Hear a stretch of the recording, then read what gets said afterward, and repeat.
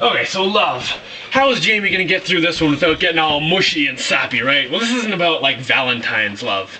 It's probably why my shirt isn't pink. It's more like yellow, like the sun, like energy. And this is about like your spirit and your emotions and just the things inside you that motivate you more than anything externally can. And there's basically three ways that you can feel things in the world. I'm just breaking it down kind of simply. You know, you can feel a positive, a negative, and just a neutral. So, you know, maybe you see someone kick dirt at you. You get a negative response. That sucked. What? That was terrible. Or, you know, you can see some leaves on the ground and be like, oh, leaves on the ground. You know, no particular big reaction either way. That's cool. Or you can have like a positive response, like, water skiing, I love this. Oh, this is so great. You know, and you also create these experiences out in the world. You output positive, neutral, and negative. Every time you interact with anything, or even when you're just sitting around, just putting out vibes and just thinking or doing whatever. And the way you react to the negative and positive things coming in affects what you output, and that makes a huge difference in the world. So like if the guy over here kicks dirt at your boot and you're like, oh, that sucked, I'm getting a negative feeling from that was crappy. And if you output another negative feeling back, you jerk, well, you just doubled the negative, the hatred, the anger here. And then they're going to go double it because they're obviously the kind of person who's going to do that because they just kick dirt at you. And every time someone takes in hatred and anger and outputs it more, you just end up doubling this horribleness in the world. And if it doesn't get stopped, you just end up with a world that sucks. And you walk around going, God, I don't want to deal with you or you. This is horrible. And but you know, you can react to things in different ways. You can give a neutral reaction to such things and just be like, yeah, I'm not going to react to that. Now, you know, that's sort of useful. It doesn't really propagate the feeling. It doesn't get rid of it. It doesn't get rid of the hatred, you know? And being in that neutral state also is kind of such a unmotivated way of living. It's like if you don't feel anything ever, well, what's the point of being alive? You're just sitting around waiting to die. Which is kind of sucky. I mean, you might as well just die right then. As I was saying, I don't think of suicide as a consequence of depression. Depression is just kind of a symptom that goes in there. Suicide is more of a consequence of not participating in the world, of just kind of being neutral and just, you know, not doing anything, just waiting to die. Because then, if you're just waiting to die, you might as well just die at any point in time. And now, I was at this point many years ago where I was like, well, I mean, what's the point of being alive in life? This is just kind of boring and everything is kind of lame. And then I thought to myself, well, okay, if I'm ready to die right now, then I have nothing to lose. I mean, there's no risk to just going for it. So I might as well do that. So that was at the point where I was like, you know, instead of just sitting here and taking what's given to me, I'm gonna go for it. And I don't care if people think it's stupid or not. I'm just gonna say, I love this stuff, and I'm gonna do it. I'm gonna try to make the world around me a better place. And you know, this is kind of like related to when I started doing the videos, because it's pretty embarrassing just like making these videos and putting them on the internet for everyone to watch. You sit here and talk about love and like honor and like things like this. Like it's kind of embarrassing, but that's the negative emotion coming in. I don't need to pay attention to that because that's not important. That's not useful. It just gives me more crap in the world. On the other hand, I can say over here, I've got this love, and I'm like, yeah, I really want to love life, and I want to love the things around me. And I don't care if people think it's stupid. They can kiss my butt and be happy themselves. So, you know, that's where I really got to the point where I could start, you know, just loving things.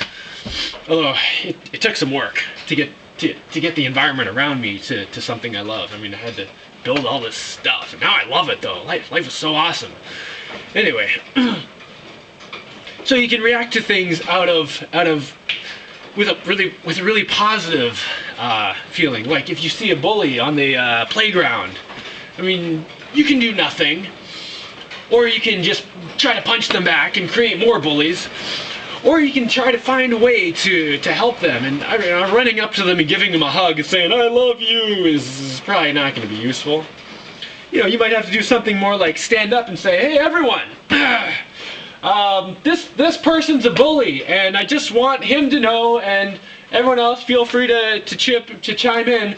That sucks, and we don't like it when you do that. You know, so I'm not. You know, I understand that this is probably embarrassing for you, that I'm standing up here and everyone's looking at you, calling you a jerk, but we all need you to know that. So, you know, maybe you can change. So feel free to stop being a bully anytime."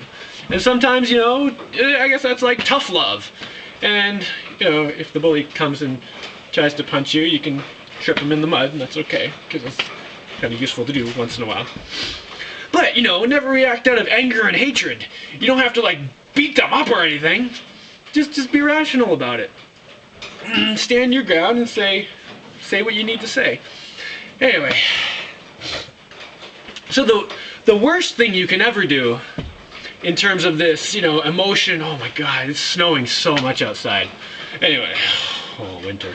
The worst thing you can ever do is see someone doing something they love and giving them the negative response, responding with hatred. And I see this a lot, and it's horrible, because it takes so much internal strength and motivation to follow your own heart and do what you love, and not hide it from people, to let other people see it. And if you're getting to see what someone else is doing that they love, that's some original thing they've come up with in their own heart, that's a privilege that you shouldn't take for granted. And when you crap on it, I mean, that's just the worst thing you can do. It's so destructive, because it's already so difficult to do anything original and follow your heart. Now, on this topic, I would like to say that for me, that only happens maybe once every 20 or 30 messages, because like the rest are like really positive messages. And I never would have found this out if I hadn't followed my own heart and said, okay, you know what? I'm going to make these videos, even though they're horribly embarrassing. I'm gonna take this positive message and just throw it out there and see what happens. And so many people are like, yeah, man, yeah, totally. And I never would have found that out if I didn't start putting these videos and following my heart. But then every 20 or 30 messages, I get this response of just like, why are you wasting your time? That's stupid. You're an idiot. You know, things like this. And I mean, that's just such a waste of time. And it's not going to make me stop doing what I'm doing, because nothing's going to stop me. But there are so many people in the world who that will stop them. You know, they're more sensitive, or you know, maybe they just don't feel like dealing with the crap, and they'll just hide themselves somewhere, or not even hide themselves. They just won't let you participate in what they're doing. And you know, a lot of people will end up missing out on cool stuff, because some people just decide they just have to crap on anyone not conforming. So I'm just letting you know, not out of anger and hatred. I want you to know that sucks, and you're a jerk, and you should think about that when you're doing it, because it's just a horrible thing to do. Let's see, there was one other thing I wanted to talk about. I didn't really write down what I was going to talk about with this one, because it's, you know, it's love and your spirit and emotions and feelings, and I figured if I wrote it down on paper, that wouldn't be the same as just standing here and expressing myself. Okay, so the other thing is like this emotional internal feeling, you know, this intangible stuff is the first thing and the last thing I look at whenever I'm making a decision. And it's really useful, because if I look at my if I look inside my soul, or I don't know how to explain this stuff, and see the love in there, and I say, okay, what do I love about the world, and what would I love to make better, and how can I make the world just so awesome that I'm just standing around going, I love this place. Then I get ideas, and then I can use my logic and my muscles to make it happen. But then while I'm doing things, when it gets tiring, and my rational mind is saying, oh, I'm tired, maybe I should take a rest, then I could say, yeah, but my love says, let's go for it, let's do it, we can rest when I'm dead. And that gets this kind of motivation that you can't just get from other things. It's like this magic, like times 10 motivation. It's really cool. And then while I'm making these decisions, the last thing I do is say to myself, does this feel right? Does this feel like the right thing? And if the answer is yes, then I'm like, okay, great, let's go for it. And if the answer is no, then I go back to my brain and start thinking, why doesn't this feel right?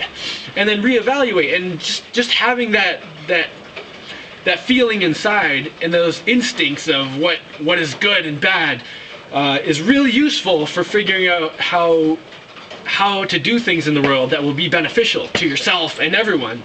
And this doesn't just work in real life situations that are difficult. This works in anything. It works in chess. I did an experiment once where I played chess for a month with people who were really good at chess.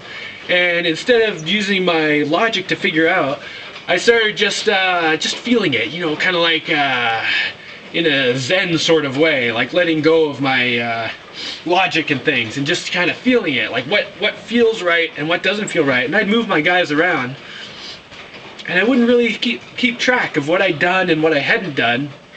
I would just kind of be in the moment and feeling. And pretty soon I got to the point where I could beat a lot of people who were like, dude, how'd you get so good at this so fast? And I'm telling you, this love stuff, these emotional feelings, if you trust them, they can do awesome stuff for you. Process information that would take you forever to figure out, like that. So feel free to listen to your heart and your love, and go out there and just like make things awesome. And when people say, why are you doing that? That's like lame and silly. Say, that's fine. I don't care. You don't have to like it, but I'm doing it. And I love it.